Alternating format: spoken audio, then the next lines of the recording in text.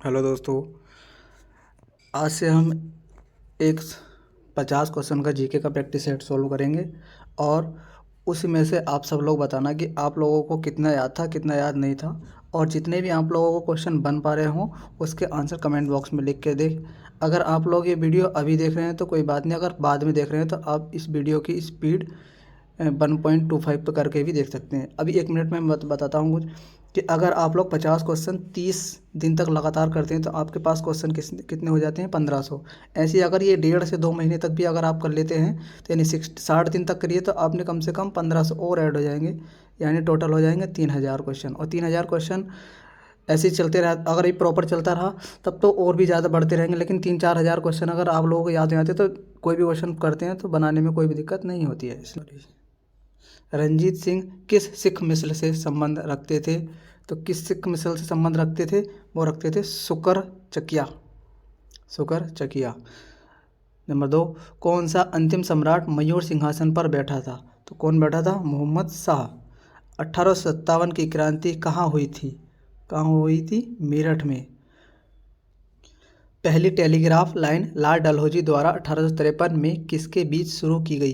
पहली telegraph line की बात कर रहा है, ना कि ट्रेन की बात। तो टेलीग्राफ लाइन कहाँ से कहाँ चली थी? कलकत्ता और आगरा के बीच। अवध का अंतिम नवाब कौन था? अवध का अंतिम नवाब था वाजिद अली खान। हैदराबाद के निजाम के राजवंश का क्या नाम था? तो उसका नाम था आशफ शाही। आशफ शाही। प्रसिद्ध उत्तर मेरूर शिलालेख किसके शासनकाल से संबंधित थे? परांतक प्रथम। अगला क्वेश्चन, निम्न में से कौन सी लड़ाई के फलस्वरूप हुमायूं भारत के शेरशाह द्वारा निर्वासित किया गया? तो किसके द्वारा किया गया?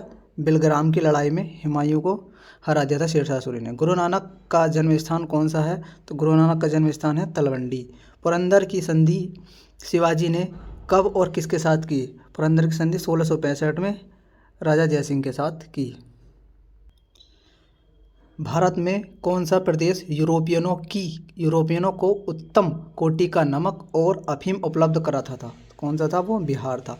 अकबर के शासनकाल में विद्वानों के समूह ने भारत महाभारत का संस्कृत से पर्शियन में अनुवाद किया। इस पर्शियन अनुवाद को क्या कहा गया? क्या कहा गया? रज्मनामा।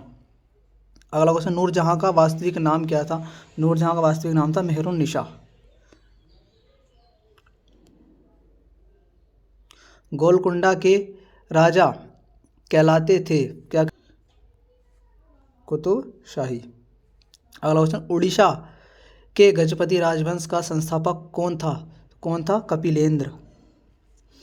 कश्मीर का जैनु अल अबिदीन जो अपनी कला और साहित्य की संरक्षता के लिए प्रसिद्ध था, किस राजवंश से संबंधित था?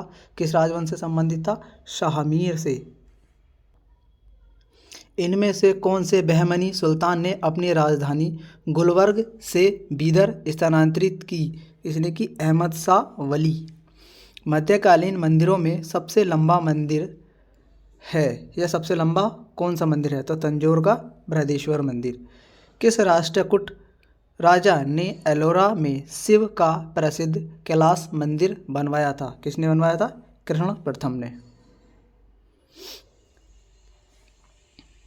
सबसे पुरानी स्मृति कौन सी है? सबसे पुरानी स्मृति है मनुस्मृति। इनमें से कौन सा जैन दर्शन से संबंध नहीं रखता? कौन सा नहीं रखता?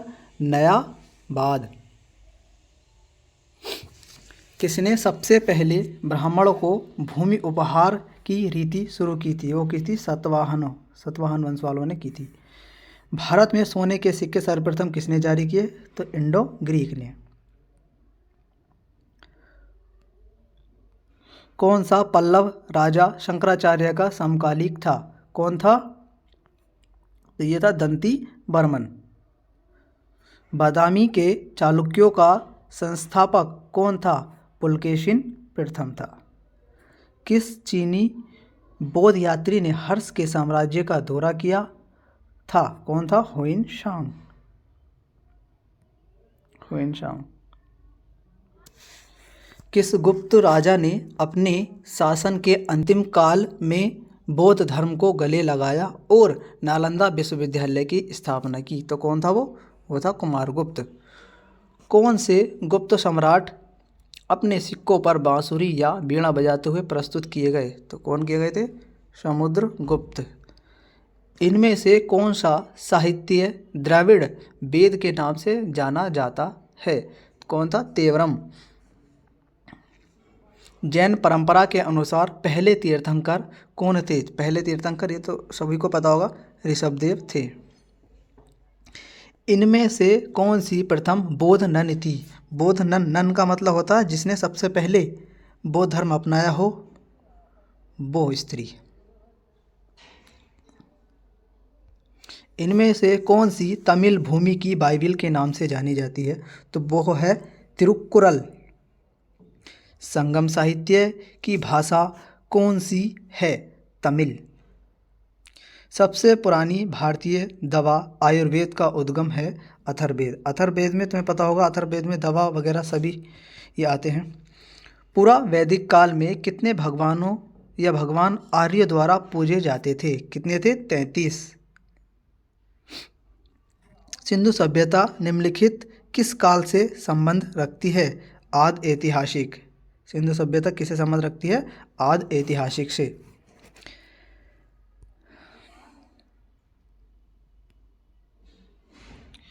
एपिग्राफी क्या है? एपिग्राफी यानी शिलालेखों का अध्ययन है एपिग्राफी। मोहनजोदड़ो की सबसे बड़ी इमारत कौन सी है? तो मोहनजोदड़ो की सबसे बड़ी इमारत है बड़ा धान्यगार।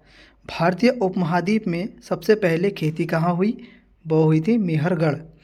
मानव आत्मा का एक शरीर से दूसरे शरीर में गमन किस वैदिक साहित्य का विश्वास है? यह है उपनिषद से।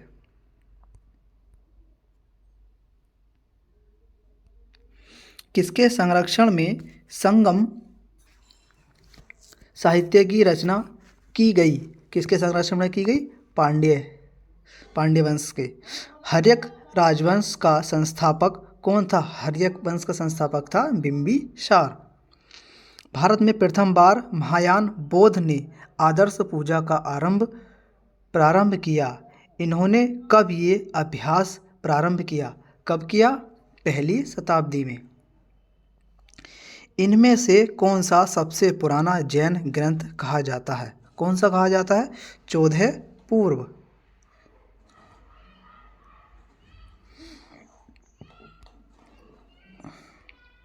कब और किसके द्वारा अशोक के शिलालेख के गूढ़ अक्षरों को प्रथम बार पढ़ा गया? सबसे पहली बार जो अशोक के अभिलेख थे वो जेम्स प्रिंसेप ने पढ़े थे 1837 में।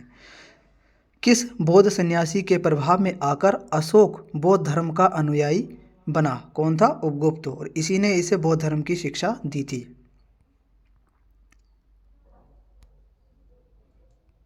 भारत सरकार द्वारा अपने देश के राष्ट्रीय चिन्ह के रूप में अपनाया गया अशोक की राजधानी सारनाथ पिलर के धर्मचक्र में कितनी तिलियां हैं? कितनी तिलियां हैं? सभी को पता होगा, 24 तिलियां। कब और किसके या किसने शक युग प्रारंभ किया? किसने शुरू किया? कनिष्क ने 78 ईस्वी में। किस चीनी यात्रा ने 220 ईस्वी पूर्व चीन की विशाल दीवार को बनवाया है? किसने बनवाया? सी हुआंग टी ने। दक्षिण पथ गति की पदवी पहले किसने ग्रहण की? किसने ग्रहण की? ये करी थी श्री सतकर्णी प्रथम। किसने करी? श्री सतकर्णी प्रथम। अब ये आपके 10 या 15 मिनट में 50 क्वेश्चन हो गए हैं। अब 50 क्वेश्चन अगर आपको 15-20 मिनट में प्रैक्टिस के लिए मिल जाते हैं तो इससे अच्छी बात कुछ नहीं है कि अगर आपको 50 क्वेश्चन ये याद हो जाते हैं तब। अब कितने आप लोगों के क्वेश्चन आपने प्रैक्टिस की, कितने आपके बने, वो आप लोग कमेंट में लिख के बताएं।